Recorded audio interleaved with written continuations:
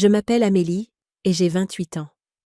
En me regardant dans le miroir de cet hôtel, ajustant ma robe bleu marine, j'ai du mal à reconnaître la femme qui me fait face. Il y a 3 ans, ma famille a organisé mes funérailles. Ils ont dit à tout le monde que j'étais morte, tuée dans un accident de voiture qui a failli m'emporter. Mais me voilà, bien vivante, sur le point d'entrer sans y être invitée au mariage de ma sœur, Sophie. Mes mains tremblent alors que je touche le foulard en soie qui dissimule la cicatrice sur ma joue gauche. Aujourd'hui, ils vont voir un fantôme franchir les portes de cette église. La question n'est pas de savoir si je dois y aller, c'est de savoir si je suis prête pour ce qui se passera lorsque mon père me verra debout là. Avant de vous raconter ce qui s'est passé quand je suis entrée dans cette église, faites-moi savoir d'où vous regardez et cliquez sur le bouton d'abonnement. Vous n'allez pas croire comment cette histoire se déroule. Il y a 3 ans, j'étais une personne différente, vivant dans un monde différent. J'avais 25 ans et je vivais dans la maison de mon enfance à Valbelle, un petit village près de Lyon, avec mes parents, Jacques et Patricia Dubois, et ma jeune sœur, Sophie. Papa avait 52 ans, un homme sévère qui travaillait à la banque locale, et maman en avait 49. Une femme au foyer qui passait le plus clair de son temps à l'église Sainte-Marie, organisant des événements et bavardant avec les autres dames. Sophie avait alors 22 ans, fraîchement diplômée d'une licence pour devenir professeure des écoles. Elle avait toujours été l'enfant modèle, celle qui suivait toutes les règles, ne remettait jamais en question l'autorité et faisait la fierté de nos parents. Moi, j'étais la fauteuse de troubles, celle qui posait trop de questions et rêvait d'une vie au-delà des limites de notre petit village. Tout a changé lorsque j'ai rencontré Davy, dit Tran. Il était interne à l'hôpital de Lyon, enchaînant les longues gardes, mais trouvant toujours le temps de m'envoyer des messages adorables tout au long de la journée. David était brillant, gentil, et il avait cette façon de me faire rire, même dans mes pires journées. Il était aussi d'origine vietnamienne, et c'est là que les problèmes ont commencé. La première fois que j'ai ramené David à la maison pour dîner, la tension était si palpable qu'on aurait pu la couper au couteau. Mon père lui a à peine adressé la parole, posant des questions pointues sur ses origines familiales et faisant des commentaires subtils sur le maintien de nos traditions. Maman était polie mais froide, de cette politesse qui ressemble à une gifle. Après le départ de David ce soir-là, l'enfer s'est déchaîné. Mon père m'a coincée dans la cuisine pendant que maman se tenait près de l'évier, les bras croisés, secouant la tête. « Ce garçon n'est pas fait pour toi. »« Amélie » a dit mon père, sa voix basse et menaçante. « Notre famille a des valeurs, des traditions. Nous ne nous mélangeons pas avec ce genre de personnes. » J'ai senti mon sang bouillir. Ce genre de personnes, tu veux dire des gens éduqués, qui réussissent et qui sont gentils? Ne fais pas l'intelligente avec moi, jeune fille. Tu sais très bien ce que je veux dire. Cette famille a une réputation à maintenir dans cette communauté. Au cours des mois suivants, chaque conversation est devenue une bataille. David venait me chercher pour nos rendez-vous et je rentrais à la maison pour subir des interrogatoires. Où étions-nous allés? De quoi avions-nous parlé? Quand allais-je retrouver la raison et trouver un gentil garçon bien français, d'une bonne famille catholique? Sophie a essayé de rester neutre au début. Elle me prenait à part et me chuchotait. « Je trouve que David a l'air vraiment gentil, Amé. Ne les laisse pas indre. » Mais peu à peu, la pression constante de nos parents l'a usée. Elle a commencé à trouver des excuses pour ne pas rester quand David venait. Elle quittait la pièce quand je parlais de lui. L'explosion finale a eu lieu par une froide soirée de février. Je venais de raccrocher avec David, qui m'avait demandé en mariage la veille. J'étais rayonnante, jouant avec la bague de fiançailles simple mais magnifique qu'il m'avait offerte, lorsque j'ai décidé de l'annoncer à ma famille. « J'ai quelque chose à vous dire », ai-je annoncé, rassemblant tout le monde dans le salon. Sophie était recroquevillée sur le canapé, corrigeant des copies, maman tricotait, et papa lisait le journal. J'ai pris une profonde inspiration, et j'ai levé la main. David et moi sommes fiancés. Nous allons nous marier le mois prochain à la mairie de Lyon. Le journal s'est froissé dans les mains de mon père. Les aiguilles à tricoter de maman ont cessé de cliquer. R. Sophie a levé les yeux de ses copies, les yeux écarquillés. Absolument pas, a dit mon père en se levant si vite que sa chaise a basculé en arrière. Je ne le permettrai pas. Tu ne peux pas m'en empêcher, papa. J'ai 25 ans. Tant que tu vivras sous mon toit, tu suivras mes règles. Et ma règle est que tu n'épouseras pas cet homme. Maman a finalement pris la parole, sa voix tremblante. Amélie, ma chérie, pense à ce que tu fais. Pense à tes futurs enfants. Pense à l'image que cela donnera à tous ceux que nous connaissons. Je pense à mon avenir, ai-je rétorqué. Je pense à être heureuse avec quelqu'un qui m'aime et me respecte. Sophie a tenté d'intervenir. Peut-être qu'on pourrait tous se calmer et en parler rationnellement.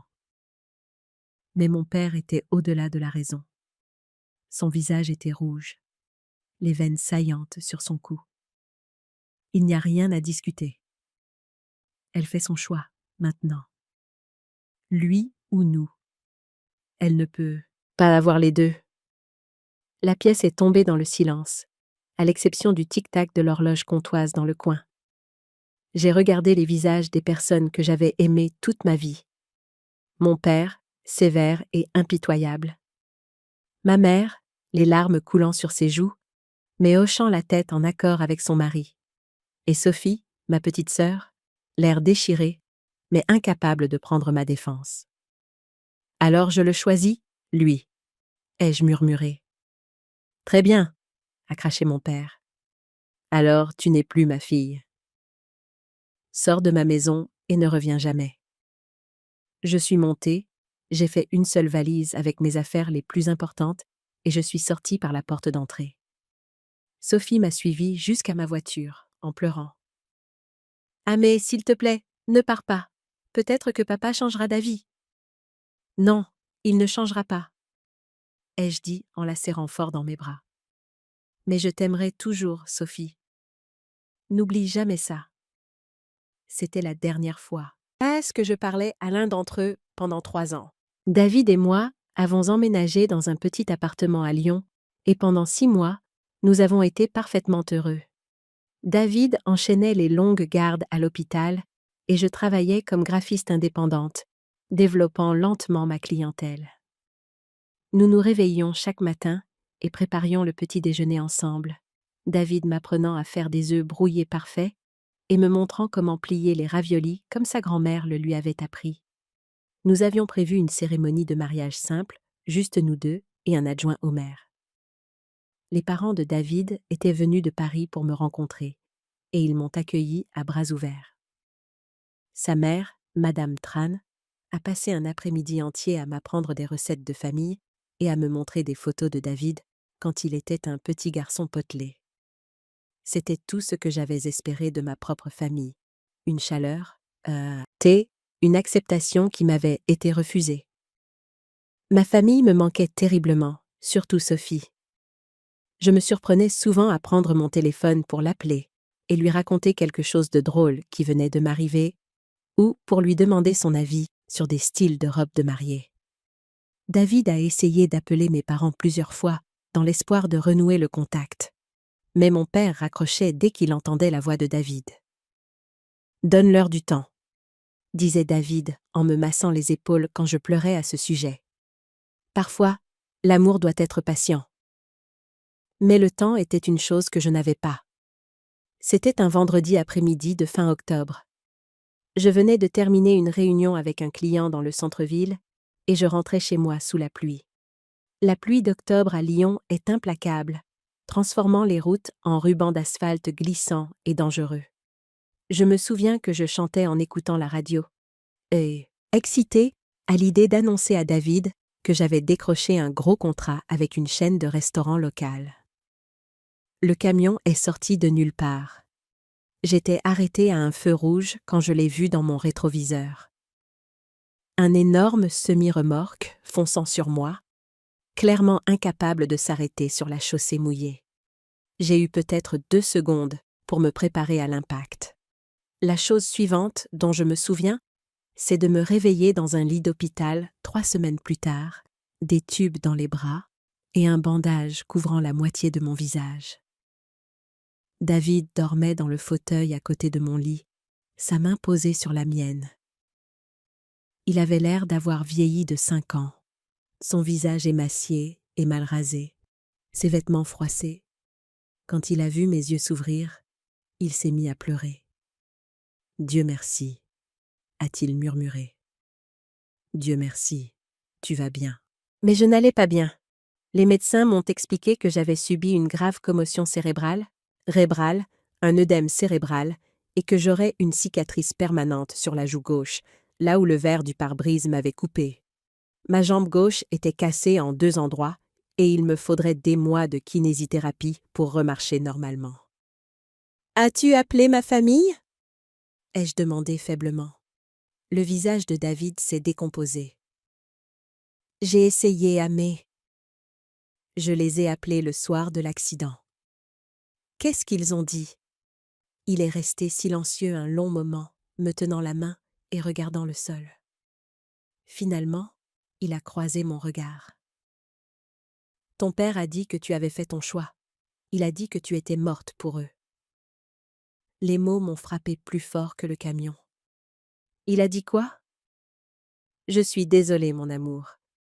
J'ai essayé de rappeler. J'ai essayé d'expliquer à quel point c'était grave, mais ils n'ont pas voulu écouter.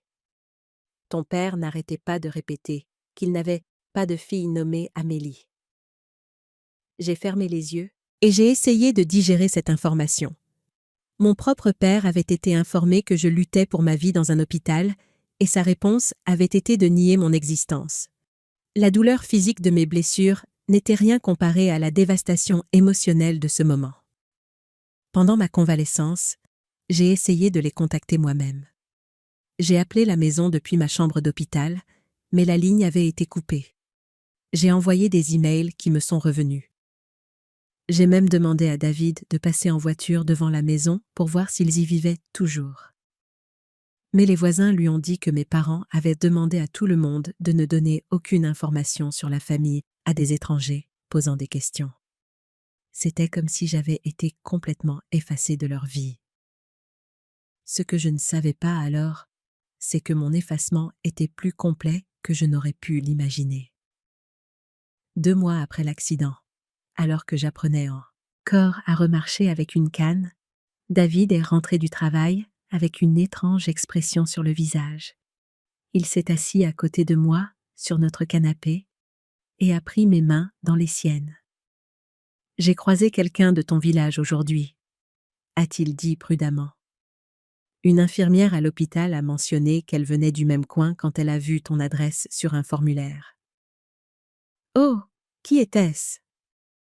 Elle s'appelle Jeanne Moreau. Elle a dit qu'elle était au lycée avec toi. Je me souvenais de Jeanne. Elle était dans ma classe de terminale, pas une amie proche, mais quelqu'un que je connaissais assez bien pour discuter dans les couloirs. « Qu'est-ce qu'elle a dit ?»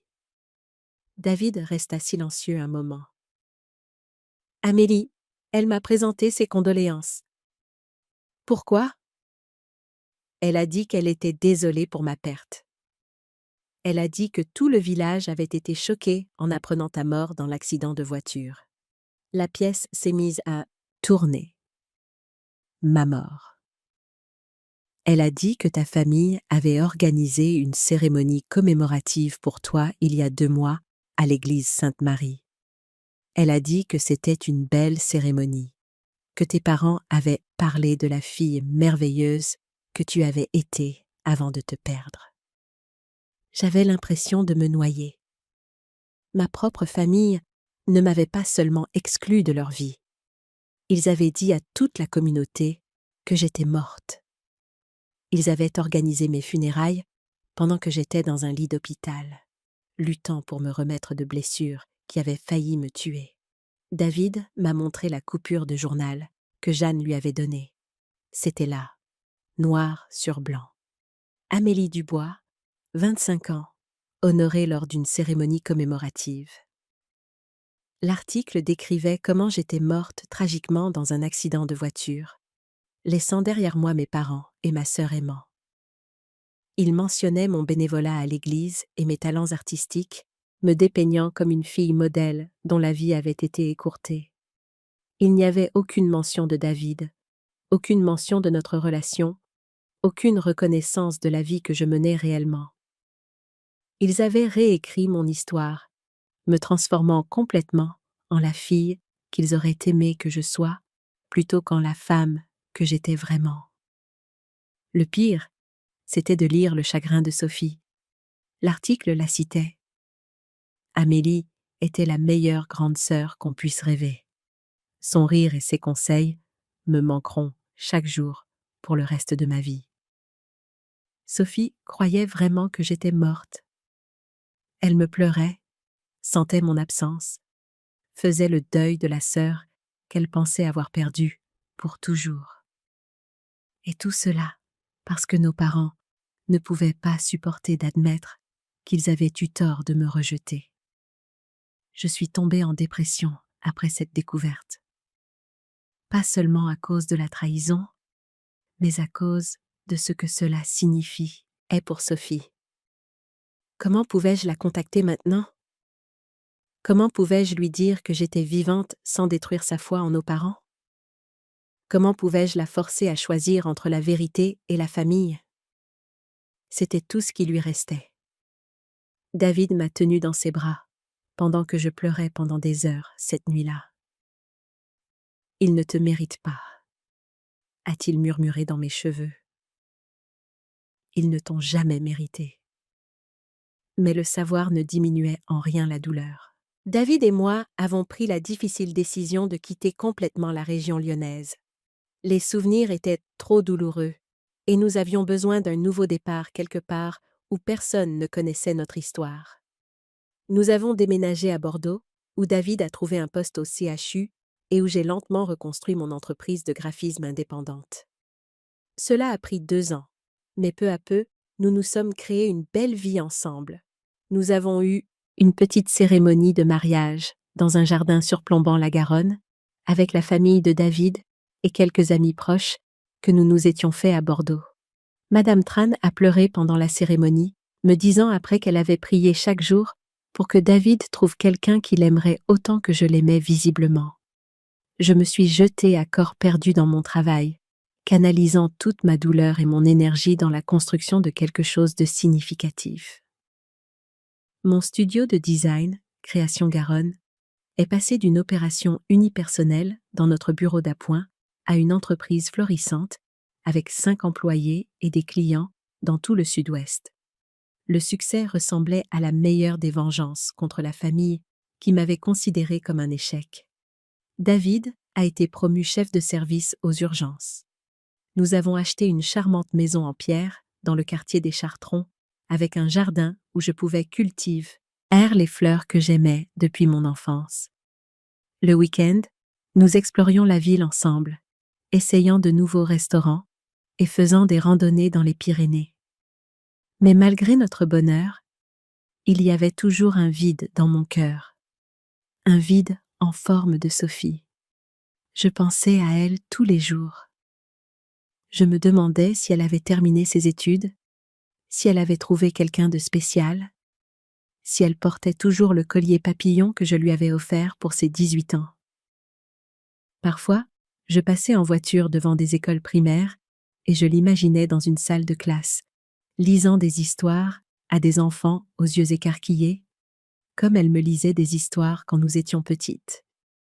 David et moi avions convenu de ne pas essayer de contacter ma famille. La blessure était trop profonde, la trahison trop complète. Mais cela ne m'empêchait pas de penser à eux, de me souvenir des bons moments que nous avions partagés avant que août ne s'effondre. Puis, en février de l'année dernière, tout a changé.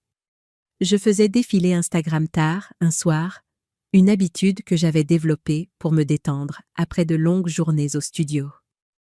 J'utilisais rarement mon vrai nom sur les réseaux sociaux, me faisant appeler Amélie Garonne au lieu d'Amélie Dubois. C'était une petite protection contre mon passé. C'est là que je l'ai vue.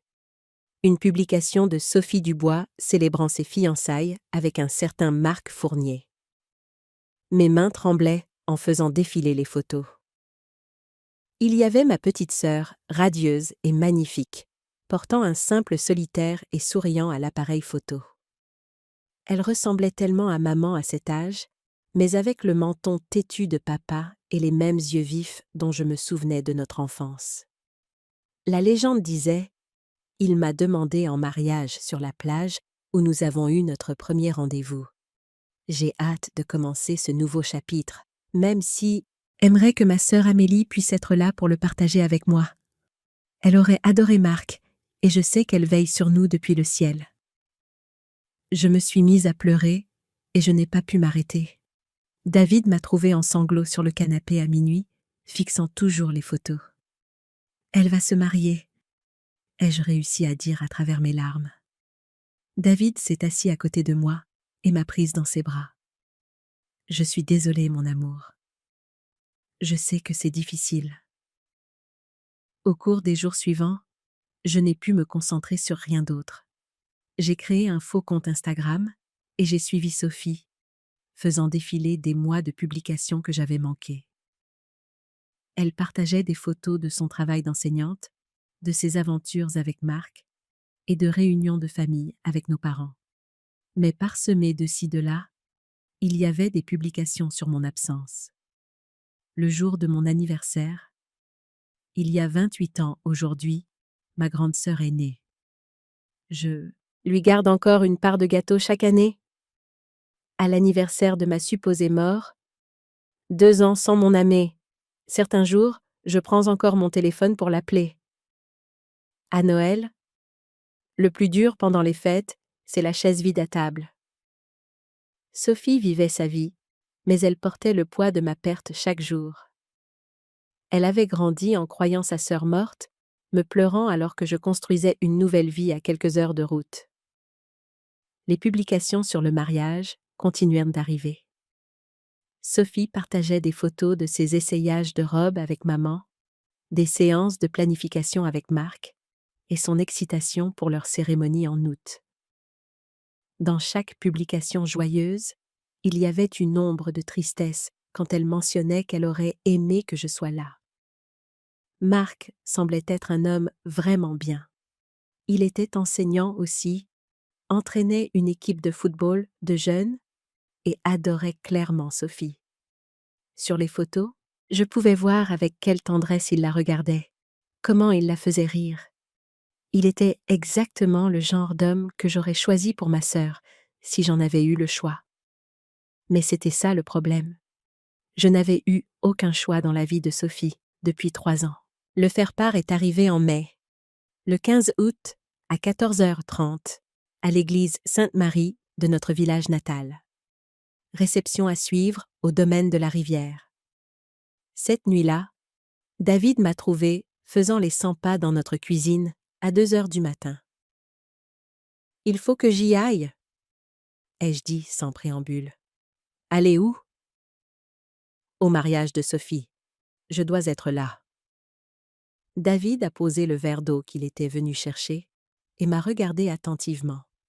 « Amélie, je comprends pourquoi tu veux y aller, mais réfléchis à ce que tu dis.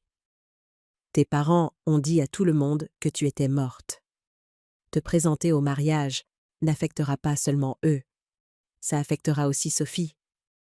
Sophie mère, hâte de savoir que je suis vivante. Oui, c'est vrai, mais le jour de son mariage n'est pas le bon moment pour cette révélation. Nous nous sommes disputés à ce sujet pendant des semaines. David s'inquiétait pour mon bien-être émotionnel, pour le genre de scène qui pourrait se produire si je me présentais sans y être invitée. Il craignait que Sophie ne me reproche d'être restée loin si longtemps ou que le choc ne gâche sa journée spéciale. Mais je ne pouvais pas abandonner cette idée. Sophie commençait un nouveau chapitre de sa vie en croyant sa sœur morte. Elle portait un deuil qui n'avait pas lieu d'exister.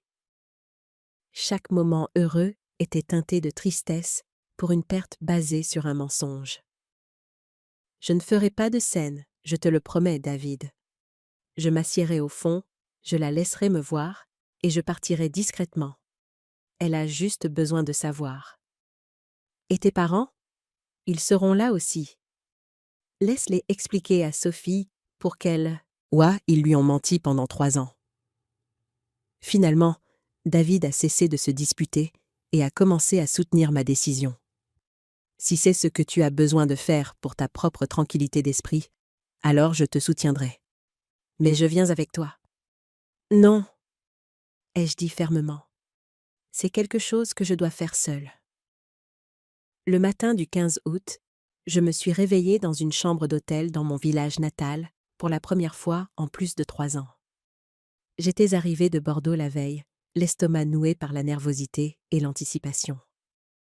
David avait voulu venir malgré mes protestations, mais je l'avais convaincu de rester à la maison. Cette confrontation devait être la mienne, et la mienne seule. Je me suis tenue devant le miroir de la salle de bain de l'hôtel, me maquillant pour couvrir la cicatrice estompée, mais toujours visible sur ma joue gauche. 3 ans de cicatrisation l'avaient réduite à une fine ligne argentée, mais ose une certaine lumière, on pouvait encore voir où le verre m'avait coupé. J'ai enroulé un foulard en soie autour de mon cou, le positionnant pour couvrir nonchalamment la partie inférieure de mon visage. J'avais choisi ma tenue avec soin. Une simple robe bleu marine, élégante mais pas tape à l'œil, des talons couleur chair assez confortables pour courir si nécessaire et un minimum de bijoux. Je voulais avoir l'air d'être à ma place, mais pas comme si j'essayais de voler la vedette à la mariée. Mes mains tremblaient en appliquant mon rouge à lèvres. Qu'étais-je en train de faire? Était-ce la bonne chose à faire? Ou David avait-il raison de dire que j'aurais dû trouver un autre moyen de contacter Sophie d'abord? Mais il était trop tard pour les doutes. J'avais fait mon choix. Le trajet jusqu'à l'église Sainte-Marie a duré 15 minutes à travers des rues que j'avais connues toute mon enfance. Pas grand-chose n'avait changé. Les mêmes petits commerces bordaient la rue principale. Les mêmes familles vivaient dans les mêmes maisons. Le même sentiment que tout le monde connaissait les affaires de tout le monde imprégnait l'air. Je me suis garée à 3 pâtés de maison de l'église et j'ai marché lentement vers le son des cloches de mariage. Mon cœur battait si fort que j'étais sûre que tout le monde pouvait l'entendre.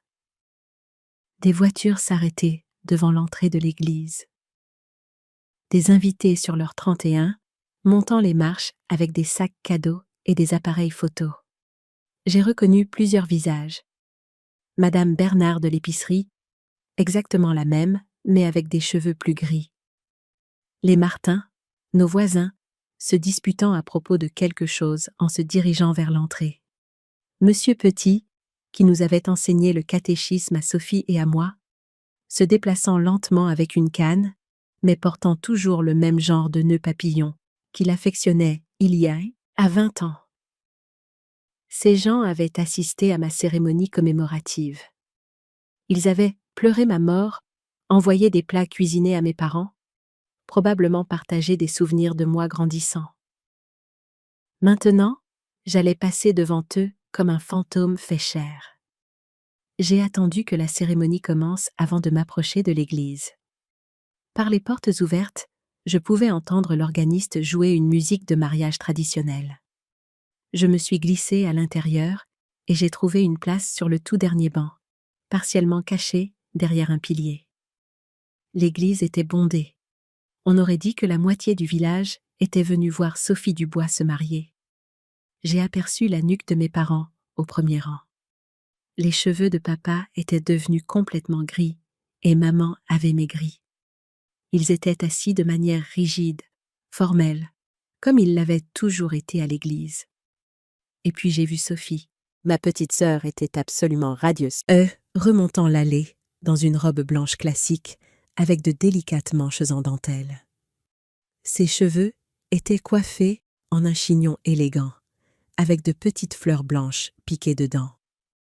Elle portait un bouquet de roses blanches et de gypsophiles, les mêmes fleurs qu'elle aimait depuis l'enfance. Mais même du fond de l'église, je pouvais voir la tristesse dans ses yeux. Elle souriait, rayonnante de bonheur.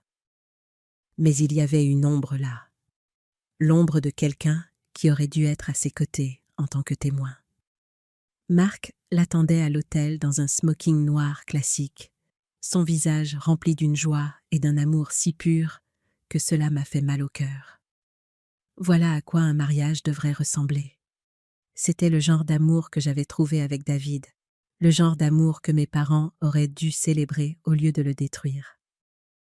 La cérémonie s'est déroulée de manière traditionnelle. Le père Martin, qui nous avait baptisés Sophie et moi, a parlé d'amour et d'engagement. Sophie et Marc ont échangé des vœux qu'ils avaient écrits eux-mêmes. Et quand Sophie a parlé, elle a dit quelque chose qui a failli me briser le cœur. Marc, tu m'as aidé à guérir de pertes que je pensais ne jamais pouvoir surmonter. Tu m'as montré que l'amour ne s'arrête pas quand quelqu'un nous quitte. Il se transforme simplement en quelque chose qui nous rend plus forts. Je promets de t'aimer de tout mon cœur, y compris les morceaux qui appartiendront toujours à ma sœur Amélie, qui je sais veille sur nous depuis le ciel. J'ai dû me mordre la lèvre pour ne pas crier. Elle dédiait une partie de ses vœux de mariage à ma mémoire, à la sœur qu'elle pensait avoir perdue. L'injustice de la situation m'a submergée. Lorsque la cérémonie s'est terminée et que le cortège nuptial a descendu l'allée, j'ai baissé la tête et je les ai laissés passer. Sophie est passée à quelques mètres de l'endroit où j'étais assise, radieuse et magnifique, sans la moindre idée que sa sœur prétendument morte observait le moment le plus important de sa vie. J'aurais dû partir à ce moment-là. J'aurais dû me faufiler hors de l'église et retourner à Bordeaux, satisfaite d'avoir vu Sophie heureuse et mariée en toute sécurité. Mais je n'ai pas pu. J'ai suivi le cortège et les invités jusqu'au domaine de la rivière, en restant assez loin pour ne pas être remarquée.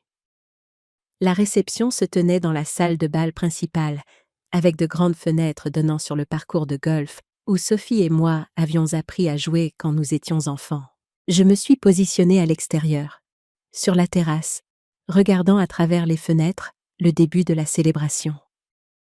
Sophie et Marc ont eu leur première danse sur l'hymne à l'amour d'Édith Piaf, tournant lentement pendant que les invités regardaient et prenaient des photos. Ils avaient l'air si heureux, si complets, à l'exception de cette ombre persistante dans les yeux de Sophie. Pendant la danse père-fille, j'ai regardé papa valser avec Sophie sur une chanson douce, la même qu'il avait dansée avec moi à ma fête de fin de lycée, à l'époque où j'étais encore sa précieuse fille, avant de devenir sa plus grande déception. Sophie a posé sa tête sur son épaule et je l'ai vue pleurer des larmes de joie.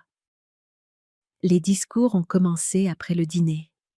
Le témoin de Marc a raconté des histoires amusantes sur leurs aventures à l'université.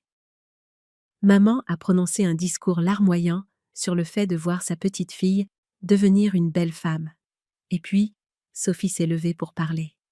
« Je veux remercier tout le monde d'être ici aujourd'hui », a-t-elle commencé, sa voix claire et forte. Cette journée a été plus parfaite que je ne l'avais jamais imaginée. Mais je mentirais si je disais qu'elle était complète. Il manque quelqu'un qui devrait être ici. Quelqu'un qui aurait été mon témoin si les choses avaient été différentes. Mon cœur s'est arrêté. Ma sœur Amélie était la meilleure grande sœur qu'on puisse rêver. Elle m'a appris à être courageuse, à défendre ce en quoi je croyais et à ne jamais me contenter de moins que le grand amour. Elle aurait adoré Marc. l'aurait probablement menacé s'il me faisait du mal, et aurait certainement pleuré pendant la cérémonie. La salle était silencieuse, respectueuse, tandis que Sophie continuait. Avant de lancer mon bouquet, je veux le dédier à Amé. Où que tu sois, grande sœur, c'est pour toi. Sophie s'est tournée vers le groupe de femmes célibataires rassemblées sur la piste de danse, a levé son bouquet de roses blanches et a dit assez fort pour que tout le monde entende. C'est pour ma sœur Amélie, où que tu sois. C'est à ce moment-là que j'ai su que je ne pouvais plus rester cachée. J'ai franchi les portes-fenêtres et je suis entrée dans la salle de bal, juste au moment où Sophie levait le bras pour lancer le bouquet. Le mouvement s'est figé à mi-chemin alors que ses yeux croisaient les miens à travers la salle bondée. Le bouquet a glissé de ses doigts et a heurté le sol avec un bruit sourd. Toute la salle est devenue silencieuse. 200 personnes se sont tournées pour voir ce qui avait attiré l'attention de la mariée. Et là, je me tenais dans l'embrasure de la porte, comme une apparition du passé. Les mains de Sophie se sont portées à sa bouche. « Amé » a-t-elle murmuré, mais dans le silence complet de la pièce, tout le monde l'a entendu. C'est là que mon père m'a vue. Son visage est devenu blanc comme un linge, puis rouge de rage. Il s'est levé si vite que sa chaise est tombée en arrière, me pointant du doigt avec un doigt tremblant. « Pourquoi es-tu encore en vie ?» a-t-il crié, sa voix se brisant sous le choc et la fureur. « Tu es censée être morte. » La salle de bal a sombré dans le chaos. S. Maman a crié et s'est effondrée sur sa chaise en hyperventilation. Sophie a fendu la foule, courant vers moi dans sa robe de mariée. Marc la suivait de près, confus mais protecteur. Les invités ont commencé à chuchoter frénétiquement, essayant de comprendre ce qui se passait.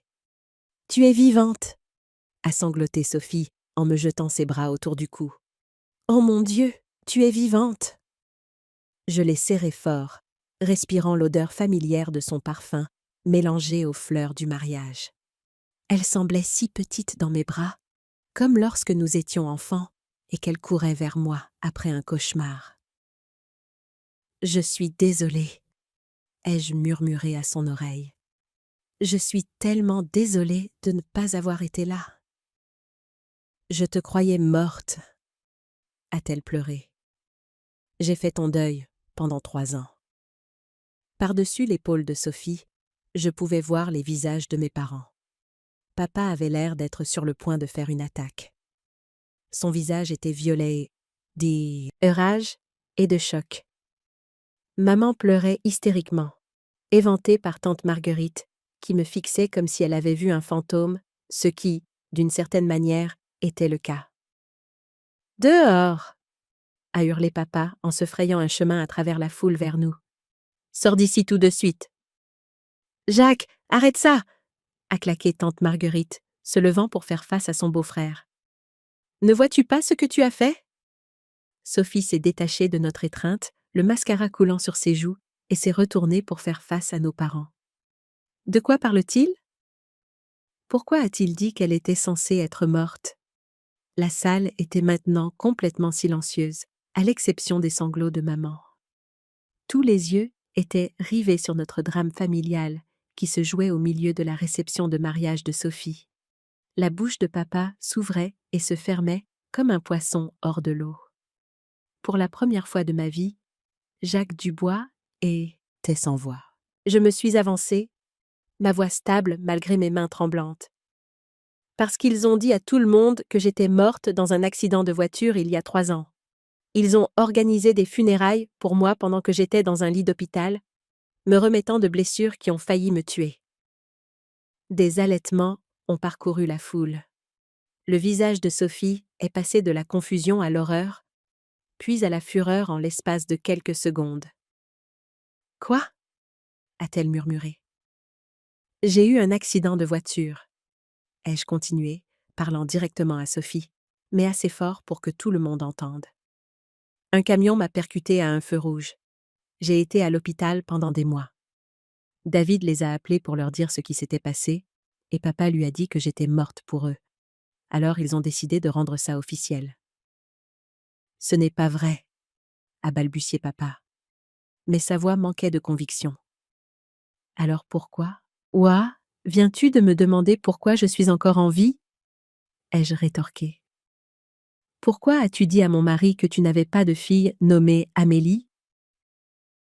Sophie s'est tournée pour fixer nos parents, sa robe blanche contrastant vivement avec son visage empourpré. Maman, papa, est-ce que c'est vrai? Maman ne pouvait pas parler à travers ses larmes. Mais tante Marguerite s'est levée lentement. Patricia, dit-elle doucement, dis-lui la vérité. Nous pensions qu'elle était pratiquement morte de toute façon, a finalement murmuré maman. Elle a choisi cet homme plutôt que sa famille. Elle était déjà morte pour nous. Les mots flottaient dans l'air comme du poison. Plusieurs invités se sont levés et sont partis immédiatement, clairement dégoûtés par ce qu'ils entendaient. D'autres sont restés figés, témoins de la destruction d'une famille en temps réel. Le visage de Sophie était un masque d'incrédulité et de trahison. Vous m'avez laissé faire mon deuil pendant 3 ans. Vous m'avez laissé pleurer sur sa tombe, qui ne contient même pas de corps. Vous m'avez regardé souffrir en pensant que ma sœur était morte, alors qu'elle était vivante pendant tout ce temps. Sophie, ma chérie, tu ne comprends pas, a tenté papa en s'approchant d'elle, mais elle a reculé. Je comprends parfaitement, a dit Sophie, sa voix d'institutrice tranchant dans le chaos avec autorité. Vous étiez si fière et têtue que vous préfériez avoir une fille morte plutôt que d'admettre que vous aviez tort concernant son choix de mariage. Elle s'est tournée vers la salle remplie d'invités, dont beaucoup étaient des amis de la famille qui nous connaissaient depuis l'enfance. « Combien d'entre vous savaient ?» a-t-elle demandé. « Combien d'entre vous savaient que ma sœur était vivante ?» Le silence était assourdissant. Marc s'est finalement avancé, posant une main douce sur l'épaule, le de Sophie. « Peut-être devrions-nous discuter de ça en privé ?» a-t-il suggéré doucement. « Non, » a dit Sophie fermement. Ils ont rendu cela public quand ils ont organisé de fausses funérailles. Ils ont rendu cela public quand ils ont menti à toute une communauté.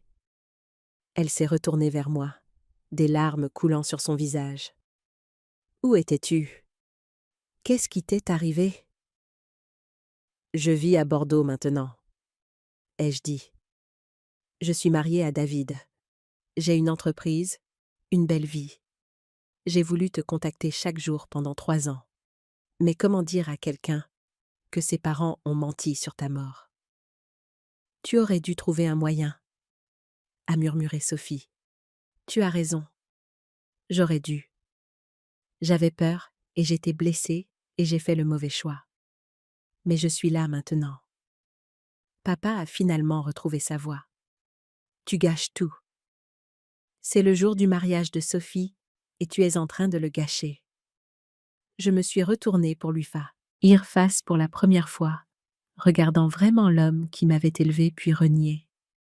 Il avait l'air plus vieux, plus petit, en quelque sorte diminué par ses propres choix.